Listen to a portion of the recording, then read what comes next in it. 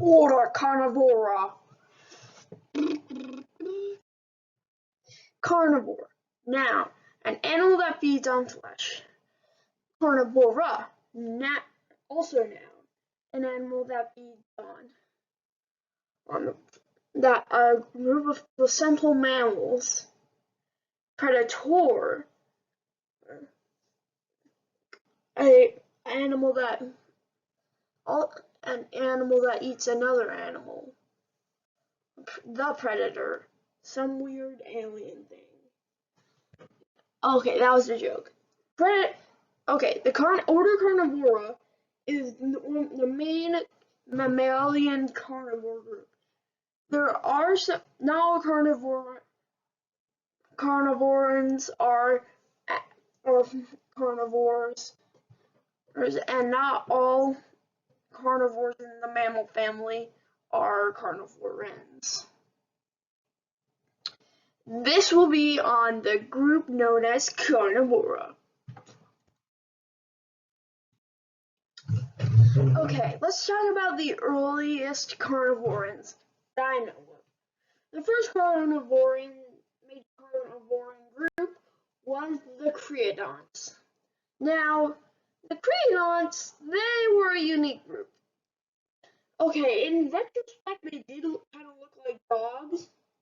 I mean, they had similar features, but these guys were the powerhouses until I think the late Eocene. But they do have when they went mainly went extinct.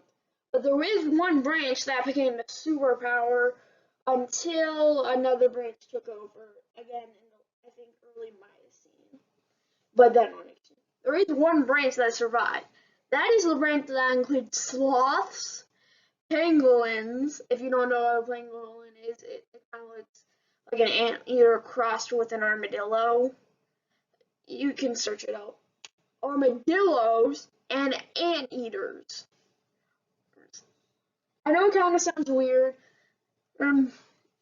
You might think, wait, those sound like they might be in their own order, but they're not. And like I said, not all carnivorans are carnivores.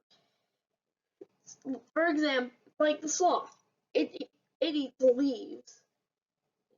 It did have a resurgency. The creodonts did have a resurgency later, when there was a lot of giant sloths. For example, if you ever see, you know those like Sid from Ice Age, he was one of those giant sloths. But in real life they were way bigger than him. But also this part of the Creon history was so diverse. It even had swing sloths. Okay, the next group were the bear dogs. The bear dogs were actually in one of the next groups I want to talk about. But they were an early form of major carnivorans. These guys replaced the creodonts. They were powerful and they were ready to take over. First, originally they were just these kind of medium-sized dog-like creatures, but then some split off into Eurasia, and that would come to bite them in the back later. Anyway, then the creodonts in North America, because that's where they originated, and got stronger, bigger, more powerful, and started to become semi-bear-like. And they were doing great until one day, little Jimmy Bear Dog was skipping along, wondering, "I'm gonna feed our species is our group of animals is going to be the best forever." Until, "Hey, I'm your cousin. I'm Dan, the bigger bear dog from Eurasia." The bigger bear dogs came over with other species. Is when the Bering Land Bridge formed, which connected Russia to Alaska. So basically causing the end of the American and the invasion of the Russians. Oh god. Anyway, these were bigger, stronger bear dogs. They became the most powerful carnivore in the region. And this is where one of the most famous bear dogs come along, and one of the last. A hypercarnivore known as Amphicaryon. And that's kind of where it was huge, powerful. And then like a few million years later, Tippy the bear dog, the Eurasian bear dog, that my species is going to live forever. Until, drumroll please, new kinds of herbivore come along and kind of kick butt to the ones that they've been eating. Also, new orders came along. Canidae, actually 3. Canidae, Uridae, which are the bears, and Canidae are the wolves, and Felidae, coming to ruin the bear dogs few million years. So then that was kind of the end of the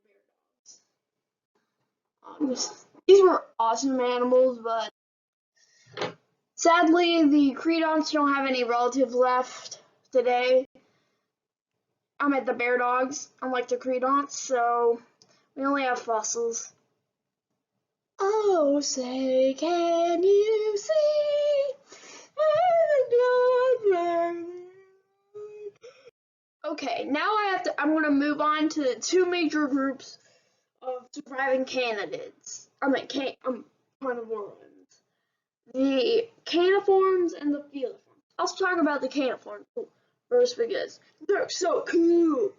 Okay, this actually includes the group I just talked about, the bear dogs, which are so basically I put these 2 guys into 2 categories: the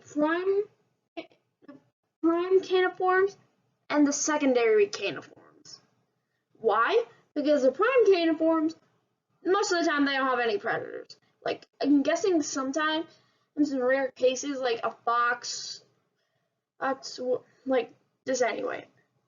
I put the seals and mustelids, which are anyway, the pinnipeds, which are seals and sea lions, and the mustelids, which are like weasels, badgers, and wolverines, into the secondary predators, even though sometimes they're apex, because they're rarely apex predators. And then in the second category, the prime, which included the bear dogs, which again included the bear dogs. But modern day, it has the bears and the wolves.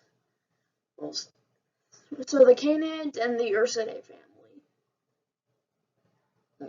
This is probably my favorite group because most of the time they just have really cool animals. Anyway, the caniforms are usually the sturdier,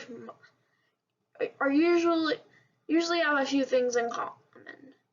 They usually have a relatively long snout. Usually, they have a longer snout.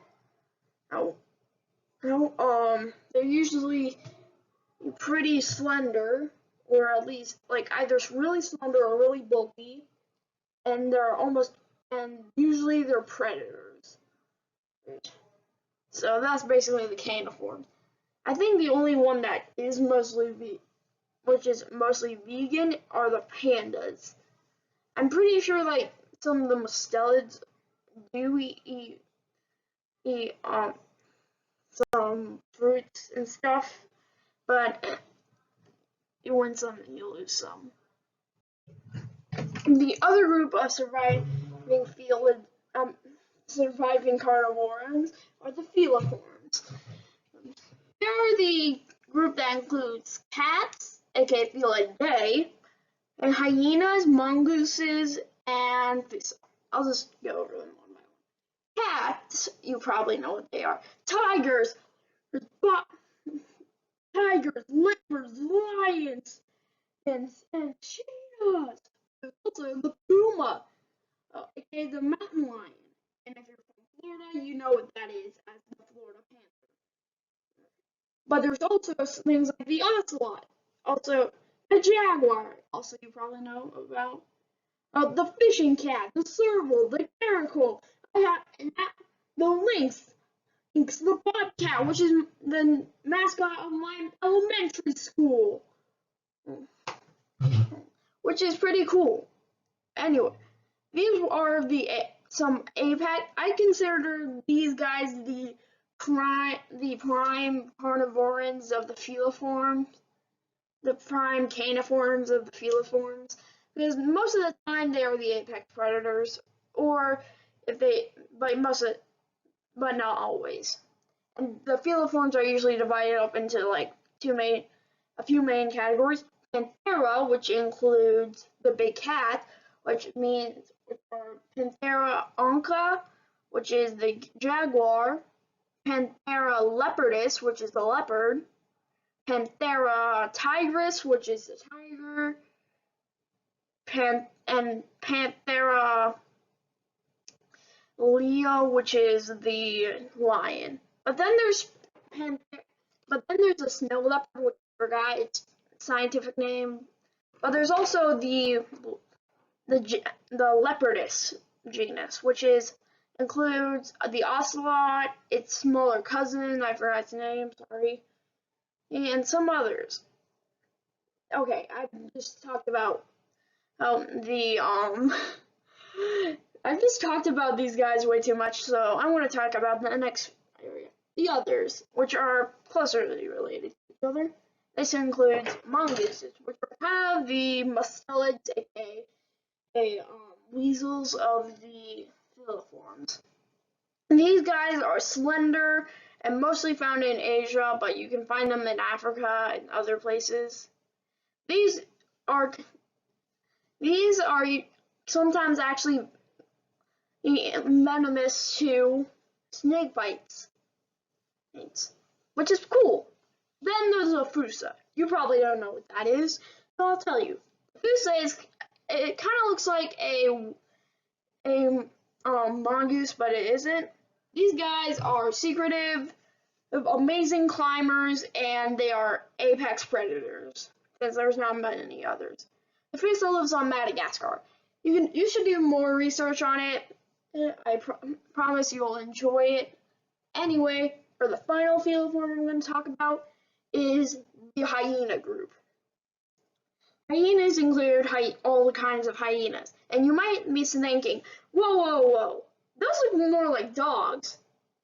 And you're right, they kind of look more like a dog, but they're closer related to mongooses, which means they're in the feliform group. I wish they were in the caniforms, honestly. Anyway, this includes the spotted hyena, the brown hyena, the striped hyena, and I think there's some others in the group, but still. Oh, these are all very cool. Well, but all caniforms are awesome in my heart. But some of them are very endangered. So when you have the chance, please watch this video some more, or just like and subscribe so YouTube can give me money and maybe a charity will sponsor me, which would be awesome. Anyway, thank you for watching my YouTube video. Please like and subscribe, and maybe watch some of my other videos. And this is my 1 month anniversary. Also, like I said, not all mammals that are carnivores belong in the order Carnivora. Thank you for watching. If you want me to do another video like this, I did the T-Rex family video, so leave it down in the comments below, and I will try to enable the comments. If you're watching this in the future, I do not have the comments enabled during this period. Again, and this is my 1 month anniversary. Thank you for watching.